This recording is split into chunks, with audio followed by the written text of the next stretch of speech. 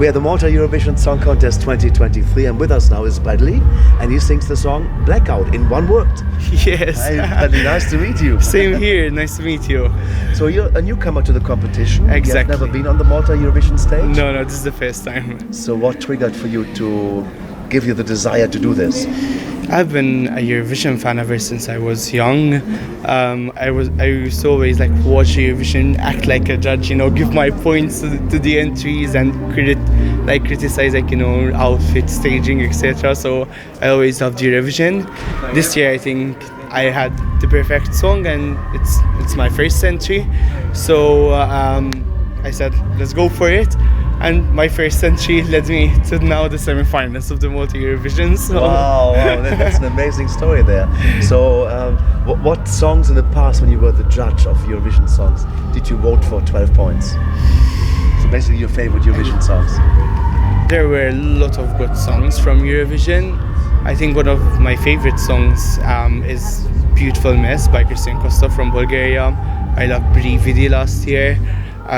So there are a lot of songs. It's very difficult to choose the actual best from all of them. But Eurovision every year is getting stronger. It's being followed by more people. It's an amazing platform. So I'm really, really honored to be here, especially in Malta.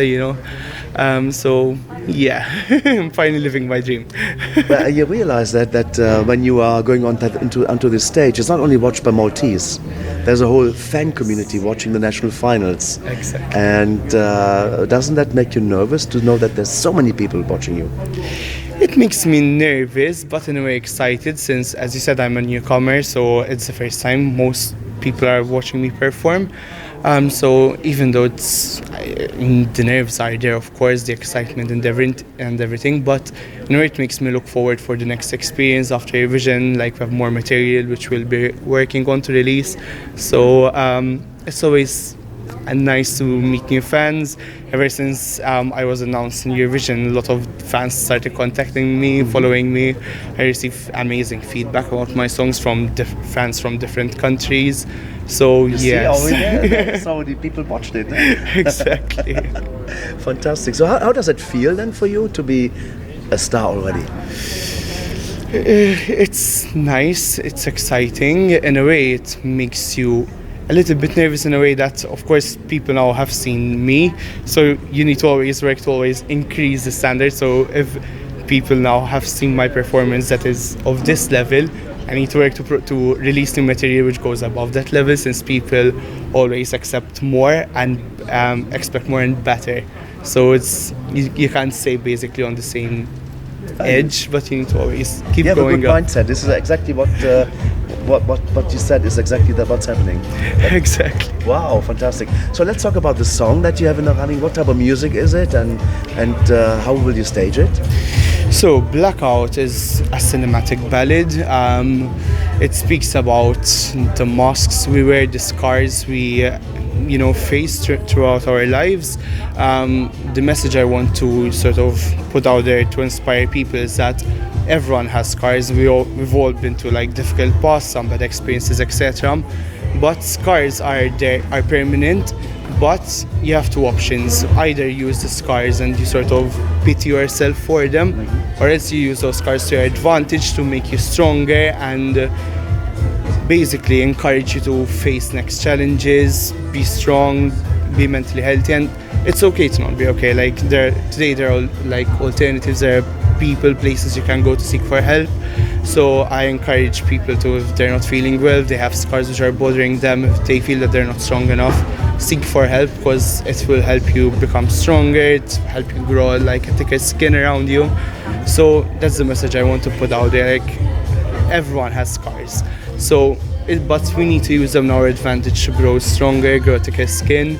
And my main aim is basically to inspire people, even if it's one person. I mean, my aim is if at least one person comes on me, which people already did, tell me listen, you inspired me and I took action about it. For me, it's like I won.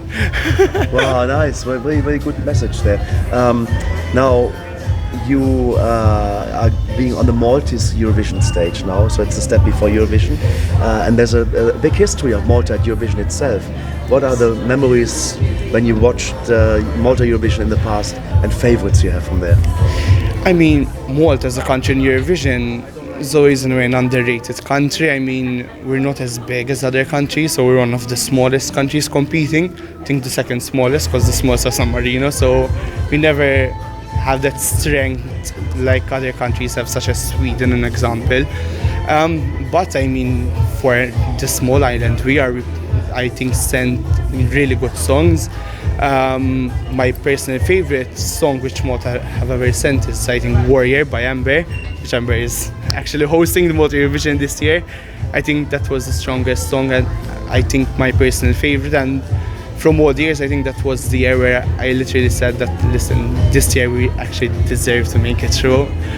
So we were a bit disappointed that such a strong song and such a strong contender was left in the semi-final, but I think that leads our country to always send something better, something bigger, something different.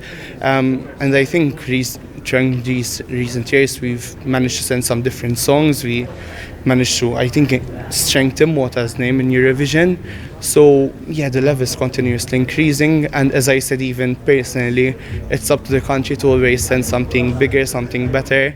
And once we're up here, we don't have to go back where we were like 2-3 years ago, but we try to send something which is different from other countries, or songs which other countries will be sending. So.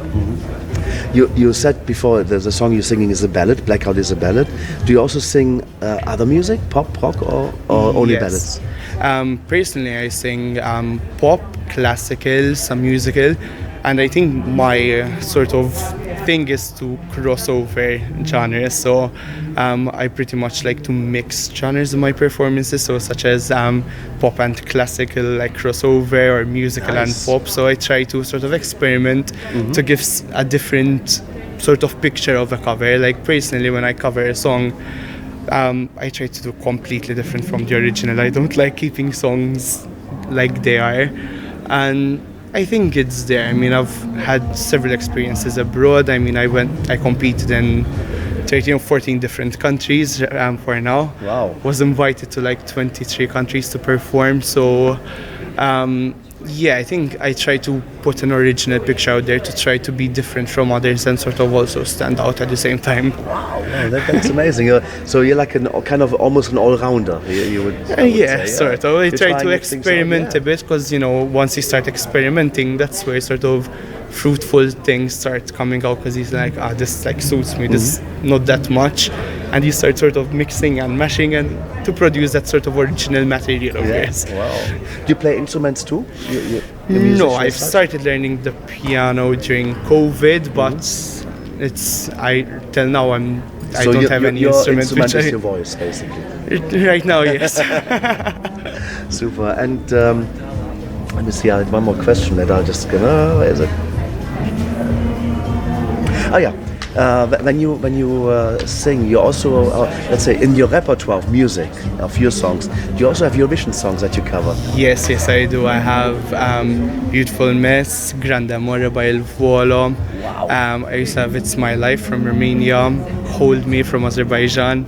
So I covered a lot of songs, even Maltese songs which did not win, such as Needing You, which came second in 2013 when Gianluca Bezzina won. So yeah, I have a wide variety of Eurovision songs in my Nice. So that's good to do, because when you get to the Eurovision parties, you need to sing those songs. Yes, exactly. I mean, Eurovision saw some pretty good songs, some pretty powerful songs, cultural songs, which I think that's the nicest, in some countries and their own sort of cultural style. And I think that's what's nice about Eurovision, because you have a lot of countries, like between 39 and 44 countries, it depends on the year. And then you see countries sending their own style, such as Romania does it a lot, they send a lot of like their own cultural songs. Yeah. Albania does something similar as well. So it's nice to see a lot of countries also trying to put their sort of cultural touch in Eurovision as well, and even languages. It's nice to see like different languages competing on the same stage. I mean, as Malta, we haven't seen much, because the last song I think we heard Maltese was in the Junior Eurovision by Eliana Gomez Blanco, and she had We Are More. And I think we should, as a country, try to put also our touch of music, our touch of language in Eurovision as well, since I think it's one of the most followed shows in Europe. So it's the perfect platform to showcase that. Perfect. When they don't do music, what are you busy with? Right now I'm my final year. I'm getting my degree, hopefully, in creative media production. So studying, working, singing, trying to, handle everything and cope with everything. Juggle it all very well. So we wish you all the best of luck on the Malta. Thank you very much. And this is Blackout. Thank you.